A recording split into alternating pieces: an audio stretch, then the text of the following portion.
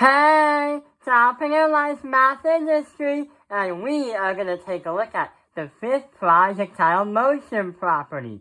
So let's review the first four that we've learned about earlier. So the first one we looked at is we know that Vx is constant. And we also know that on the Vx line, the horizontal line, your x is going to be, well, your acceleration on x is going to be 0. It's a straight line. The second one is going to be all about free falling. So basically, we're going to say that the gravitational acceleration is going to be negative 9.8 meters per second squared, possibly 9.82. So if you drop anything from something, it's always going to fall at an acceleration of 9.82 meters per second squared. The third one is kind of self-explanatory, and it's x and y are independent. So unlike slope-intercept in algebra and geometry, where x will get you y, we're not going to say that that's going to happen in physics. So x and y are independent. So even though x and y does change, it does not affect each other, because they're different variables. And the fourth one is we're going to say tx is going to be the same thing as ty, because when we take a look at x and y in the experiment, we're using a stopwatch, and the thing is, we're using the same time for the same experiment. So that's why tx and ty are the same. But if you talk about projectile motion, when you want to calculate half of where the object is, from the ground point all the way to the max altitude, that's why we come up with the formula. Our tx is going to equal 1/2 the ty. The reason why is because ty is the whole thing, but tx is half. But we can still apply that our time is the same thing for both x and y.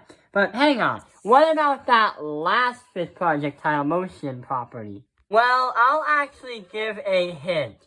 So, what happens if you're on a moving train and you jump on it? Would you land on the same place where you jumped?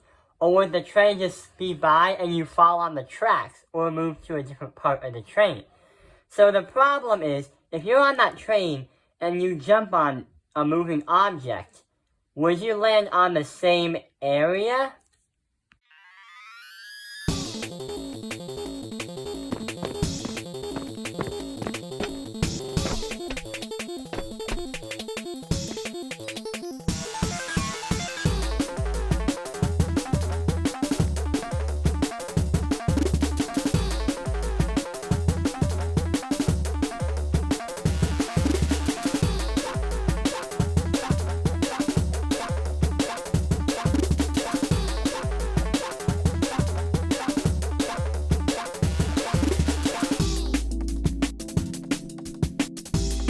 Or would you land somewhere different and possibly fall off the train if you're jumping vertically?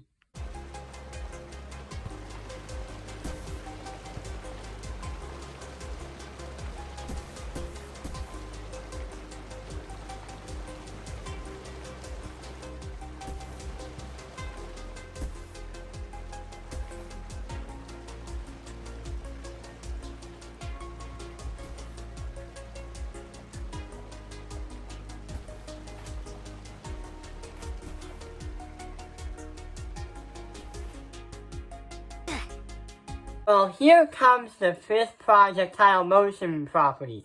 So the fifth one is going to be, your v is going to represent your v. But hang on, what does it mean by velocity equals velocity? Well, here's what happens. The velocity of the projectile is going to be the same thing as the velocity as the carrier vehicle. So here's what happens. So imagine you have a cannonball right here, or a cannon right here.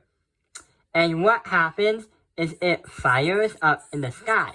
But the cannon has wheels on it. The thing is, when the wheels are pushing the cannon that way, and the cannonball fires try up to the top, what's going to happen is your distance for your dx is going to stay the same, but your vx is going to be the same if it was constant.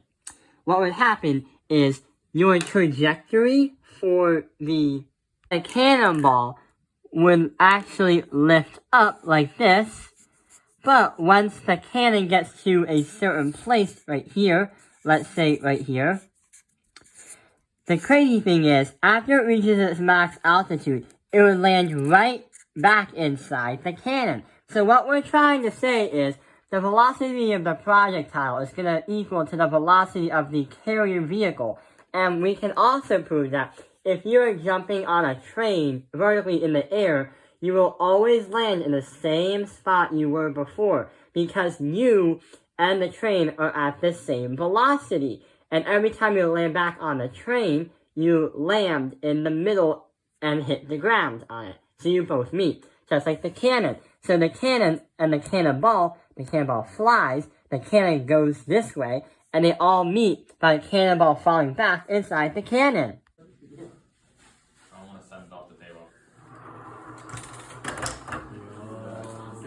Catch it. Oh my god! Imagine it fell. He likes to live on the edge. I just come for you. I feel so weird just. Alright, Hold on, camera. Ready? Keep it straight, and launch!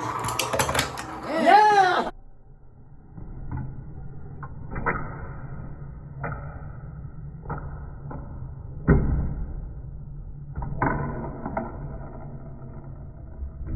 This right here is called the ballistic car effect. So basically what happens is we use a ballistic car to experiment with this. Just like in the video we just showed you. So that explains the fifth projectile motion property. I hope this video has helped you understand the fifth projectile motion property. Thank you for watching Tapping in Life's Math Industry. Like and subscribe.